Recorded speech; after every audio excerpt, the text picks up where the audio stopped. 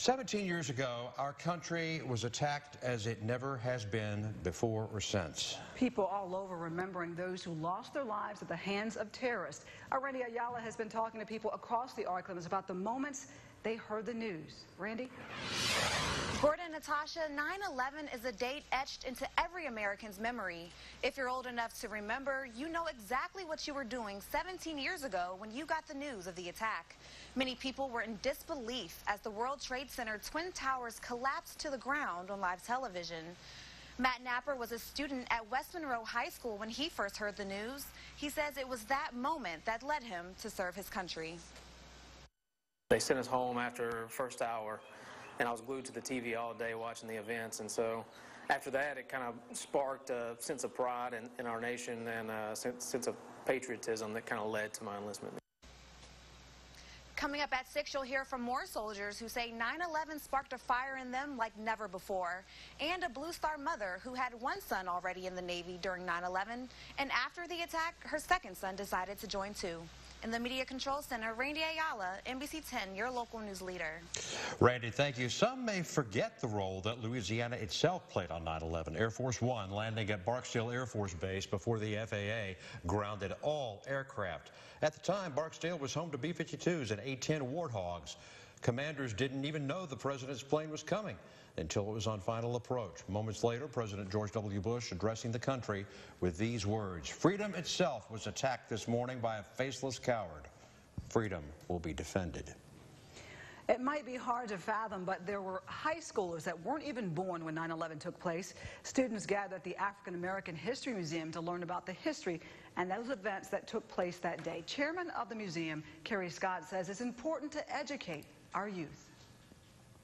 If we don't keep this alive in the minds of our young people, then they will forget, particularly the sacrifices that our servicemen have made. Now, members of the Chenault Aviation Museum were also in attendance at the event. Monroe has honored heroes of 9/11, the first responders who put their own lives on the line to rescue those trapped. Dozens came to the Public Safety Center for today's ceremony and to remember the lives lost September 11th. Wassman High School's choir delivering songs of tribute. Fire Chief Terry Williams calls the turnout about unity. We had a state senator, we had the police chief, we had West Monroe, we had Washita Parish, we had city councilman, we had the mayor. We all come together because we realize that if we have an event in the city of Monroe, it's going to take all of us working together. After 3 tolls of a bell, those in attendance joined together to sing "God Bless America." El Dorado has its own memorial to the victims and heroes of 9/11 on the grounds of the Conference Center. It features a 699-pound steel monument with a timeline, an American flag, and the names of victims from Arkansas. Organizers say they will hold this piece of history and those affected in their hearts. It is so important even for us here in this community to reach out to our children that they know. And they can come and they can actually put their hands on history. They can actually be a part of history here in El Dorado. The memorial has been in the community for 7 years.